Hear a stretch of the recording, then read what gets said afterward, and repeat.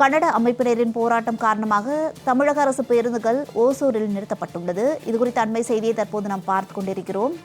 கூடுதல் விவரங்களை வழங்குவதற்காக செய்தியாளர் பிரகாஷ் தற்போது இணைப்பில் இருக்கிறார். விவரங்களை கேட்டறியலாம். வணக்கம் பிரகாஷ், தற்போது அங்கு இருக்கக்கூடிய சூழல் என்ன? பொதுமக்கள் என்ன மாதிரியான இன்னல்களை சந்தித்து வருகின்றனர்?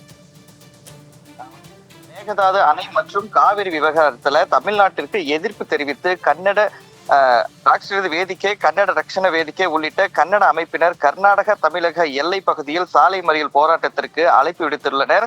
இதன் எதிரொலியாக இன்று அதிகாலை முதல் பெங்களூரு செல்லும் அனைத்து தமிழ்நாடு அரசு போக்குவரத்து கழக பேருந்துகளும் ஓசூர் வரை மட்டுமே இயக்கப்பட்டு வருகின்றன.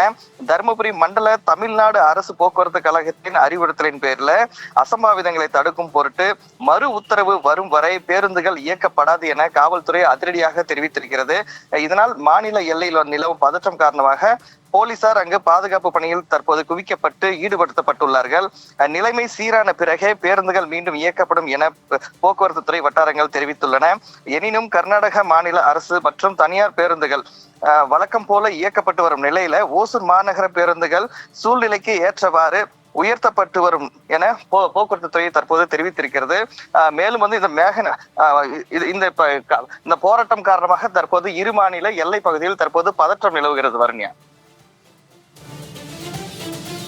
பிரகாஷ், விவரங்களுக்கு நன்றி.